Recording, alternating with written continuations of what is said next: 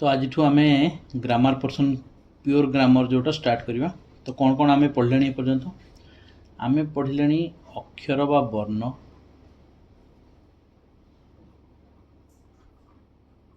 अक्षर बा वर्ण कौट थाए वर्णमाला थाए जोटा अल्फाबेट। तापर आम कौन पढ़लु यही सब वर्ण जदि गोटे प्रॉपर मीनिंग दौ थाए ताहले आम ताको कहलु शब्द।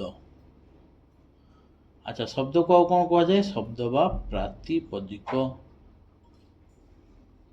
प्रातिपदिक यही शब्द सबू जदि गोटे वाक्यर व्यवहार है, जदि गोटे वाक्यर व्यवहार है ताहले ताको आम कौन कहू पद कहू। जमती कि राम खेलिबा को भल पाए,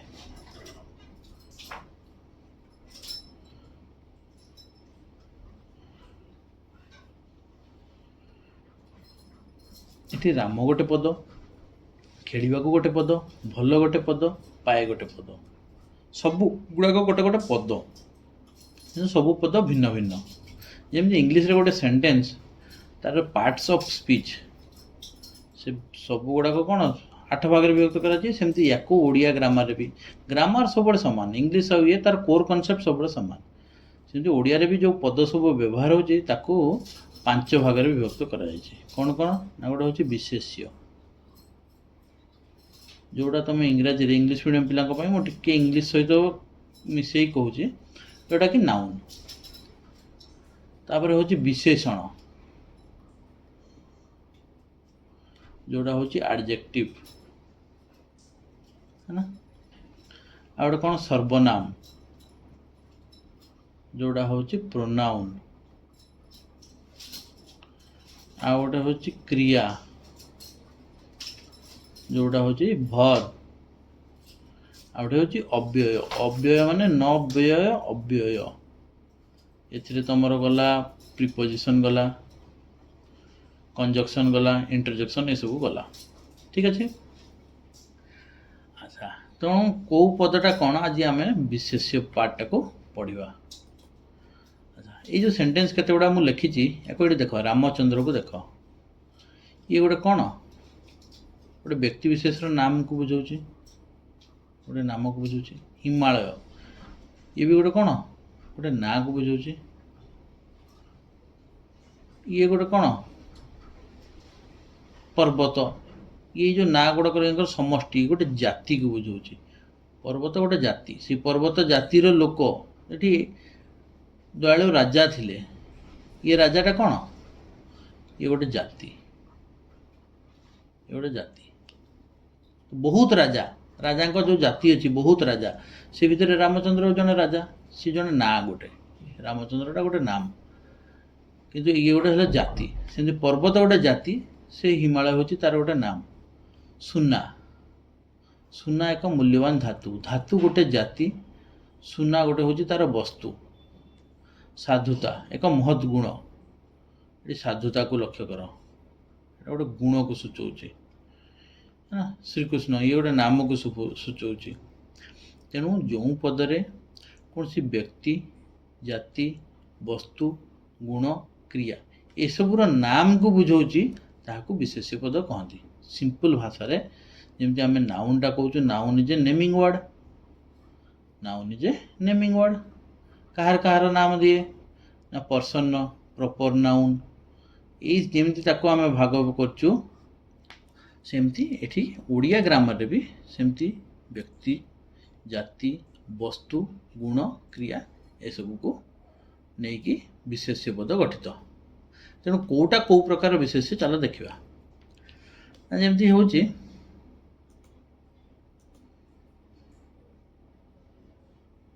व्यक्तिवाचक विशेष्य ना, जिते बड़े आम मनीष गोटे जाति, मनीष जाति रे बहु प्रकार राम रहिले, रहीम रहिला, राम रहिला, श्याम रहिला, जदू रहिला, विभिन्न नाम जेकोसी नाम ये हूँ नाम बा संज्ञावाचक। जमती कि राम सीता अरुण कमला कालिदास गोपबंधु ये प्रभृति गोटे व्यक्ति विशेष नाम। ତେଣୁ ଇଏ ଗୋଟେ ନାମବାଚକ ବା ସଂଜ୍ଞାବାଚକ ବିଶେଷ୍ୟ। ତେଣୁ ଆମେ ବାକ୍ୟରେ ଦେଖିଲୁ ଏମିତି ଗୋଟେ ବ୍ୟବହାର ହେଇଛି, ସେ ହେଉଛି ସଂଜ୍ଞା। ଆଚ୍ଛା, ଆଉ କ'ଣ ନା ନଦୀ ଗୋଟେ ମୁଁ କହିଥିଲି, ନଦୀ ହେଉଛି ଗୋଟେ ଜାତି। ତ ନଦୀ ଜାତିର ତାର ୟାର ବି କିଛି ଲୋକ ଥିବେ, ମାନେ ୟାର ବି କିଛି ପାର୍ଟ। ନା କେମିତି କେମିତି ନା ଗଙ୍ଗା ନଦୀ, ସରସ୍ୱତୀ ନଦୀ, ଚିତ୍ରୋତ୍ପଳା, ମହାନଦୀ, କାଠଯୋଡ଼ି, ଦୟା, ଭାର୍ଗବୀ, ଏଗୁଡ଼ାକ ସବୁ ଗୋଟେ ଗୋଟେ ନଦୀର ନାମ। ତେଣୁ ନାଁ ଯାହା ଆସିଲା, ଗଙ୍ଗା, ଯମୁନା ଏମିତି ନାମ ଆସିଗଲା, ତାମାନେ ଇଏ ହେଇଗଲା ତୁମର ନାମ ବା ସଂଜ୍ଞାବାଚକ। ଯଦି ଗୋଟେ ଏଇ ନାମ ଗୁଡ଼ାକୁ ସମଷ୍ଟି, ସିଏ ହେଉଛି ଗୋଟେ ଜାତି। ମାନେ ନଦୀ, ନଦୀରୁ ଆମେ ପାଣି ପିଉ, ନଦୀରୁ ଆମେ ପାଣି ପିଉ, ତାହେଲେ ଏଠି ନଦୀଟା ଗୋଟେ କେଉଁ ପ୍ରକାର ବିଶେଷ୍ୟ? ଗୋଟେ ଜାତିବାଚକ ବିଶେଷ୍ୟ। କୌଣସି ସ୍ପେସିଫିକ୍ ନଦୀର ନାଁ ସିଏ କହିନି। ଯଦି ସ୍ପେସିଫିକ୍ ନଦୀର ନାଁ କହିଥାନ୍ତା ତାହେଲେ ନା ମୁଁ ମହାନଦୀରୁ ପାଣି ନେଇକି ପିଏ। ତ ମହାନଦୀ ଯଦି ଗୋଟେ ନାଁ ହେଇଗଲା ତାହେଲେ ଇଏ ନାମବାଚକ ଇଏ, କିନ୍ତୁ ନଦୀଟା ହେଉଛି ଗୋଟେ ଜାତିବାଚକ ବିଶେଷ୍ୟ ନା।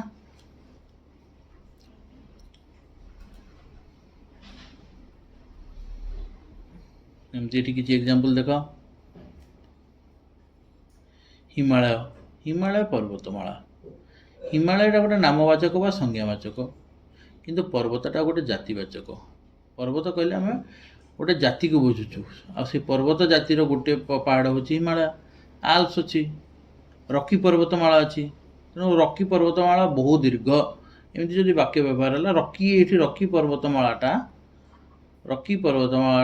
ସିଏ ହେଇଯିବ ଆମର ନାମବାଚକ ବା ସଂଜ୍ଞାବାଚକ, କିନ୍ତୁ ପର୍ବତଟା ଗୋଟେ ଜାତିବାଚକ।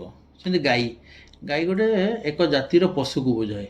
ତେଣୁ ଗାଈଟା ଗୋଟେ ଯଦି ଆମେ କହିବା ଇଏ ଜାତିବାଚକ, କିନ୍ତୁ କପିଳା କହିଲେ ନିର୍ଦ୍ଦିଷ୍ଟ ଗାଈ, କାମଧେନୁ କହିଲେ ନିର୍ଦ୍ଦିଷ୍ଟ ଗାଈ, ରୋହିଣୀ କହିଲେ ନିର୍ଦ୍ଦିଷ୍ଟ ଗାଈ, ତେଣୁ ସିଏ ଗୋଟେ ହେଇଯିବ ନାମବାଚକ। ଠିକ୍ ଅଛି। ସେମିତି ଦେଶମାନଙ୍କ ମଧ୍ୟରେ ଭାରତ ଶ୍ରେଷ୍ଠ, ଚୀନ ଏହାର ପଡ଼ୋଶୀ ଦେଶ। ତେଣୁ ଭାରତ, ଚୀନ, ଇଏ ସ୍ପେସିଫିକାଲି ଗୋଟେ ନାଁଟା ଦେଇଥିଲା, ନେମିଂ ୱାର୍ଡ଼। ତେଣୁ ଆମର ନାମବାଚକ ବା ସଂଜ୍ଞାବାଚକରେ ମୁଁ ଭାବୁଛି ଆଉ କୌଣସି ପ୍ରକାର କନଫ୍ୟୁଜନ୍ ନାହିଁ। ରାଷ୍ଟ୍ର, ରାଷ୍ଟ୍ର ବା ଦେଶ, ଏସବୁ କ'ଣ? ଗୋଟେ ଦେଶ କହିଲା ମାନେ ଆମେ କ'ଣ କାହାକୁ ବୁଝୁଛେ? ଏ ରାଷ୍ଟ୍ର ସମୂହକୁ ଦେଶ ଭାବୁ। 194 ସବୁ କଣ୍ଟ୍ରିକୁ ଆମେ ଗୋଟେ ଦେଶ ଭାବୁଛେ, କିନ୍ତୁ ସ୍ପେସିଫିକ୍ ଯେତେବେଳେ ଆମେ କହିଦେଲୁ ଭାରତ ଆଉ ଚୀନ, ତାହେଲେ ସେତେବେଳକୁ ଆମେ ସେଟା ସଂଜ୍ଞାବାଚକ ବା ନାମବାଚକ ହେଇଗଲା। କିନ୍ତୁ ଏଥିରେ କିଛି ଗୁଡ଼ାକ ଏକ୍ସେପ୍ସନ୍ ଅଛି, ଯେମିତିକି ଏଇ ସେଣ୍ଟେନ୍ସ ଗୁଡ଼ାକ ଦେଖ। ଯେମିତିକି ସେକ୍ସପିୟର ଜଣେ ବ୍ୟକ୍ତିବିଶେଷ, ୟୁରୋପର କାଳିଦାସ କୁହାଯାଏ। ଆଚ୍ଛା, କାଳିଦାସ ବି ଗୋଟେ ବ୍ୟକ୍ତିବିଶେଷ, ତାହେଲେ ତୁମେ କହିବ ଇଏ ବି ନାମବାଚକ, ଇଏ ବି ନାମବାଚକ ବା ସଂଜ୍ଞାବାଚକ ବିଶେଷ୍ୟ ହେବ। କିନ୍ତୁ ଏଇଠି କାଳିଦାସଟା ସଂଜ୍ଞାବାଚକ ନୁହଁ। କାହିଁକି ନୁହଁ? ନା ଏଇଠି ଗୋଟେ ତୁଳନା କରାଗଲା, ଗୋଟେ ତୁଳନାତ୍ମକ। ମାନେ କାଳିଦାସ ଯେମିତି ଥିଲେ, କାଳିଦାସର କ୍ୱାଲିଟିଟା ଗୋଟେ ଜାତି ହେଇଗଲା। ବର୍ତ୍ତମାନ କାଳିଦାସର ଯେଉଁ କ୍ୱାଲିଟି, ସେ ଯେଉଁ ତାଙ୍କ ରାଇଟିଂସ୍ ଥିଲା, ତାଙ୍କର ଲେଖା ଯେଉଁ ମାନର ଥିଲା, ସେଇ ଲେଖାର ମାନଟାକୁ ଏଟାକୁ ଗୋଟେ ଜାତି ଧରାଲା। ତେଣୁ ସେଇଭଳିଆ ଯିଏ ଲେଖିଲେ, ନା ୟୁରୋପର ସେକ୍ସପିୟର ଲେଖୁଥିଲେ, ତ ତାଙ୍କୁ କାଳିଦାସ କୁହାଗଲା। ତାହେଲେ ୟାଙ୍କୁ ତାଙ୍କ ସହିତ ତୁଳନା କରାଗଲା। ତେଣୁ ଏଇ ଯେଉଁ ବ୍ୟକ୍ତିକୁ ଇଏ ଗୋଟେ ଜାତି ହେଇଗଲା, ବର୍ତ୍ତମାନ ତୁଳନାତ୍ମକ ଜାତି ହେଇଗଲା।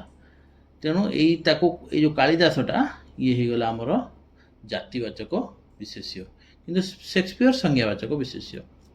ସେମିତି ଗ୍ରୀକ୍ କବି ହୋମରକୁ ପାଶ୍ଚାତ୍ୟ ଜଗତର ବାଲ୍ମୀକି କୁହାଯାଏ। ବାଲ୍ମୀକି ଗୋଟେ ନାମ, କିନ୍ତୁ ଏଇଟା ବାଲ୍ମୀକି ସହିତ ତୁଳନା କରାଗଲା। ତେଣୁ ଏଇ ଯେଉଁ ଲୋକ ଗ୍ରୀକ୍ କବି ହୋମର, ଇଏ ହେଉଛି ସଂଜ୍ଞାବାଚକ, କିନ୍ତୁ ବାଲ୍ମୀକି ଇଏ ହେଉଛନ୍ତି ଜାତିବାଚକ। ହୋପ୍ କିଛି କନଫ୍ୟୁଜନ୍ ନାହିଁ। ସେମିତି କାବେରୀକୁ ଦକ୍ଷିଣ ଭାରତର ଗଙ୍ଗା କୁହାଯାଏ। ଆଚ୍ଛା, ଗଙ୍ଗାର ଏଥିରେ କ୍ୱାଲିଟି, ଗଙ୍ଗାର କ୍ୱାଲିଟି କ'ଣ? ନା ଚିରସ୍ରୋତା, ସୁଦୀର୍ଘ। ନର୍ଥ ଇଣ୍ଡିଆରେ ଯେମିତି ସୁଦୀର୍ଘ, ଚିରସ୍ରୋତା, ଏମିତି ଗଙ୍ଗା ନଦୀ। ତେଣୁ ଇଏ ଯେଉଁ କ୍ୱାଲିଟିକୁ ନେଇକି ବର୍ତ୍ତମାନ ତୁଳନା କରାଗଲା କାହାକୁ? କାବେରୀ ନଦୀକୁ। କାବେରୀ ନଦୀ ସାଉଥରେ ହେଇଛି, କିନ୍ତୁ ଗଙ୍ଗା ଯେମିତି ମହାନ, ସେମିତି କାବେରୀ ନଦୀ ଦକ୍ଷିଣ ଭାରତ ପାଇଁ ସେ ଗଙ୍ଗା ସଦୃଶ। କାବେରୀ ନଦୀ ଦକ୍ଷିଣ ଭାରତ ପାଇଁ ଗଙ୍ଗା ନଦୀ ସଦୃଶ। ତେଣୁ ୟାକୁ ଦକ୍ଷିଣ ଭାରତର ଗଙ୍ଗା କୁହାଯାଏ, ଏଠି ତୁଳନା କରାଗଲା।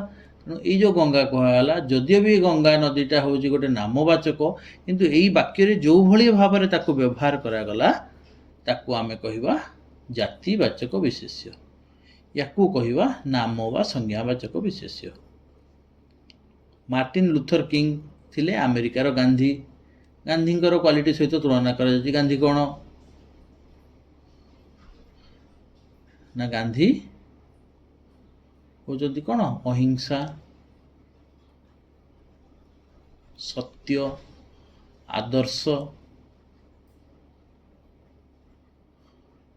ଅନନ୍ୟ ପରିକଳ୍ପ। ତେଣୁ ଏସବୁ କ୍ୱାଲିଟି ତାଙ୍କ ଭିତରେ ଥିଲା। ତେଣୁ ଏଇସବୁ କ୍ୱାଲିଟିକୁ ନେଇକି ଯେଉଁ ଗାନ୍ଧୀ ଗୋଟେ କହିଦେଉଛି, ଗାନ୍ଧୀ କହିଲେ ଆଉ ବ୍ୟକ୍ତି ନୁହଁ, ସେ ଏକ ସମୂହ।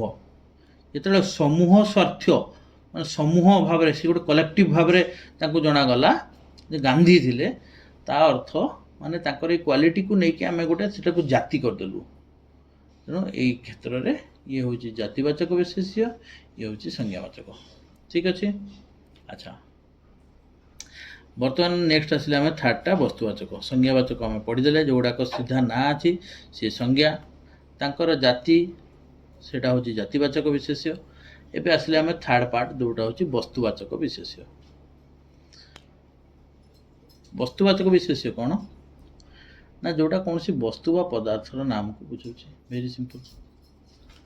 ତାହେଲେ କାଗଜ, କାଠ, ସୁନା, ରୂପା, ପଥର ଏଗୁଡ଼ାକ। ଆଚ୍ଛା, ବସ୍ତୁବାଚକ ବିଶେଷ୍ୟ, ଚୌକିଟା ଗୋଟେ ବସ୍ତୁ କି ବସ୍ତୁ ନୁହଁ? ବସ୍ତୁ ମେଟେରିଆଲ, କିନ୍ତୁ ଚୌକି ଗୋଟେ ଜାତି। ଆମେ କେମିତି ବସ୍ତୁକୁ ଧରିବା ନା ତାକୁ ଯଦି ଆମେ ଖଣ୍ଡ ଖଣ୍ଡ କରି ଚାଲିବା, ଗୋଟେ କାଗଜକୁ ଯେତେ ଭାଗ ଚିରିଲେ ବି ସେ ଯେଉଁ ଲାଷ୍ଟ ପିସ୍ଟା ରହିଲା ସେ ଗୋଟେ କାଗଜ। ସୁନାକୁ ଯେତେ ଖଣ୍ଡ କଲେ ବି ଯେଉଁ ଲାଷ୍ଟ ଛୋଟ ପାର୍ଟ ରହିଲା ସେ ଗୋଟେ ସୁନା। ରୂପାକୁ ସେମିତି ପଥରକୁ ଯେତେ ଖଣ୍ଡ ଖଣ୍ଡ କଲେ ବି ଛୋଟ ପଥର ହେବ, କିନ୍ତୁ ସେ ସେଇ ପଥର। ତେଣୁ ଏଗୁଡ଼ାକ ସବୁ କ'ଣ? ଏଗୁଡ଼ାକ ହେଉଛି ବସ୍ତୁବାଚକ, ଯାହାକୁ ଯେତେ ଭାଗ କଲେ ବି ସେଇଟା ଯଦି ସେଇ ମୂଳ ଜିନିଷ ସହିତ, ମୂଳ ଜିନିଷ ବୋଲି ଜଣେ କହୁଛି, ତାହେଲେ ସେ ହେଉଛି ଗୋଟେ ବସ୍ତୁବାଚକ ବିଶେଷ୍ୟ। ଠିକ୍ ଅଛି। ଚେୟାର, ଚେୟାରକୁ ଆମେ ଯେତେ ଖଣ୍ଡ କଲେ ଆଉ କ'ଣ ସେ ଚେୟାର ରହିବ? ଚେୟାରକୁ ହଁ ଟିକେ ଭାଙ୍ଗିଦେଲେ ଭଙ୍ଗା ଚେୟାର କହିବ, ତାକୁ ଆହୁରି ଛଣ୍ଡ ଛଣ୍ଡ କଲେ ଗୋଟେ କାଠ ଫାଳଟା ଗୋଟେ ବାହାରିଲା। କିମ୍ବା ଯଦି ଷ୍ଟିଲ୍ ଚେୟାର ହେଇଥିବ ଗୋଟେ ଷ୍ଟିଲ୍ ଖଣ୍ଡଟେ ବାହାରିଲା।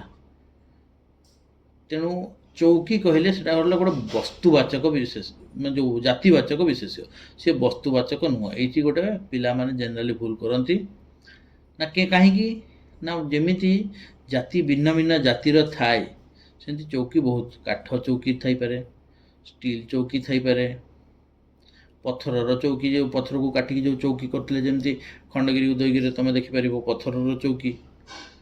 ତେଣୁ ଚୌକିଟା ଗୋଟେ କହିଲେ ଆମେ ସେଟାକୁ ଆମେ ଜାତିବାଚକ ବିଶେଷ୍ୟ କହିବା, ବସ୍ତୁବାଚକ ନୁହଁ। ବସ୍ତୁରେ ଯେତେ ଖଣ୍ଡ କଲେ ମଧ୍ୟ ଯଦି ତାକୁ ସେଇ ପାର୍ଟ କହୁଛେ, ତାହେଲେ ସେଇଟା ବସ୍ତୁ। ଯଦି ଚିନି, ଚିନିର ସେ ଯେଉଁ ସ୍ୱାଦ ଗୁଣ, ସେ ଯେତେ ଛୋଟ କଲେ ବି ସେଇ ସମାନ ଚିନି ଦାନାଟା ହିଁ କହିବା।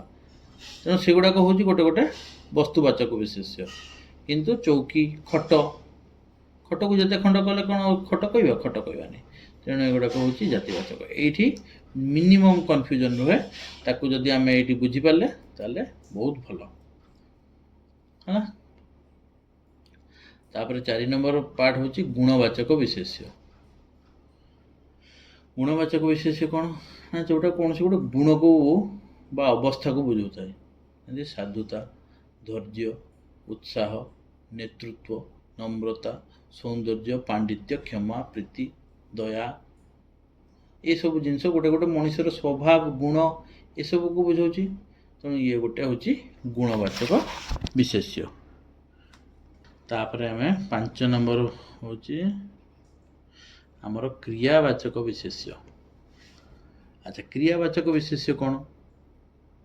ସେଟା ଗୋଟେ ନାଉନ୍ ଭାବରେ ବ୍ୟବହାର ହେଉଥିବ, ତମେ ତାକୁ ସାଙ୍ଗେ ସାଙ୍ଗେ ଧର କରିଦିଅ, ରାମ ଆମ୍ବ ଖାଇବାକୁ ଭଲ ପାଏ।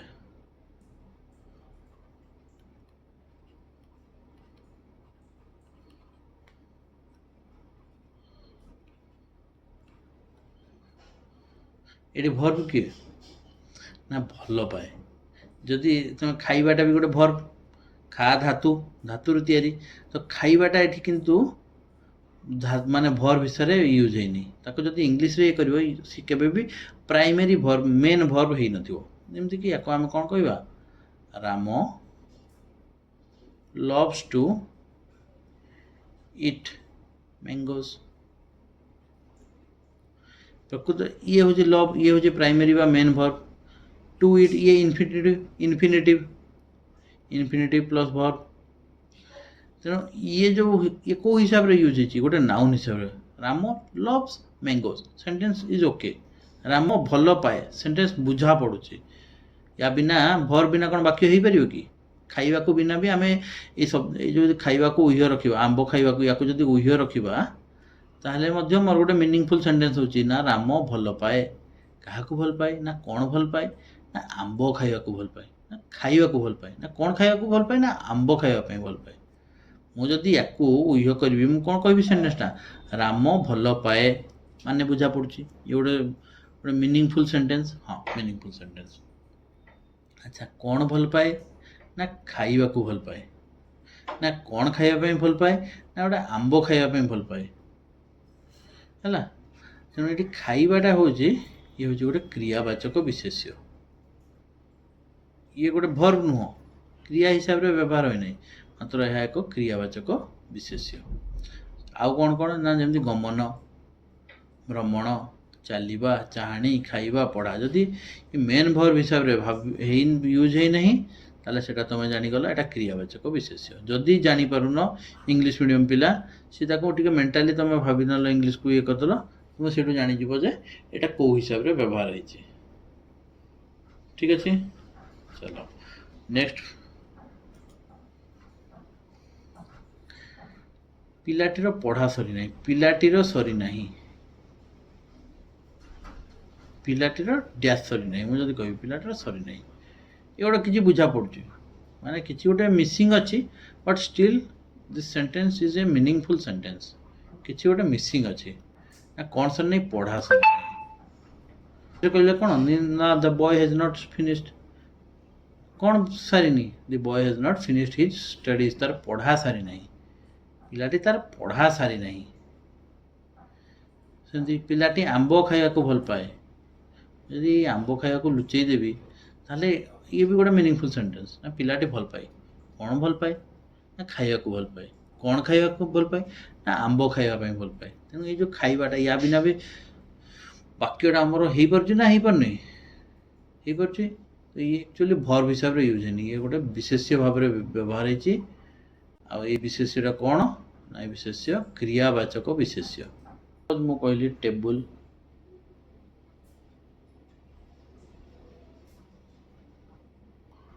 टेबुल उपरे काली, कलम, बही अच्छी। ये विशेष्य किए किए ना टेबुलटा गोटे विशेष्य, काली, कलम, बही ये सब गोटे विशेष्य। यहाँ कौ प्रकार विशेष्य, टेबुल को आम जिते छोट खंड करवा ये कौन सी टेबुल ही रही, तुम कन्फ्यूजन कौन हम ये गोटे आइदर माइंड को आसो दुईटा जिनस, वस्तु आसो टिके टिके ना आसो तुम जाति, वस्तु ना जाति। अच्छा वस्तुर आम कौन पढ़ले ना ताको जेते पार्ट कले भी सी यदि से रहा ताहले सेटा गोटे वस्तु।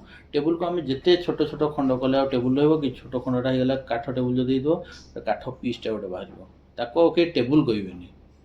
तेणु ये गोटे कौन जातिवाचक विशेष्य। काली, काली छोट ठुपे काली हेले भी सी से काली ही रहा, बोतले काली हेले भी काली, ठुपे काली हेले भी सी से काली। तेणु कालीटा सब कौन एटा गोटे वस्तुवाचक विशेष्य। कलम मटेरियल, ये तुम कह सार कलमटा को जिते भांगीदे सी कौन कलम रहा ना कलम रही, ताले ये कौन कलमटा गोटे जातिवाचक विशेष्य।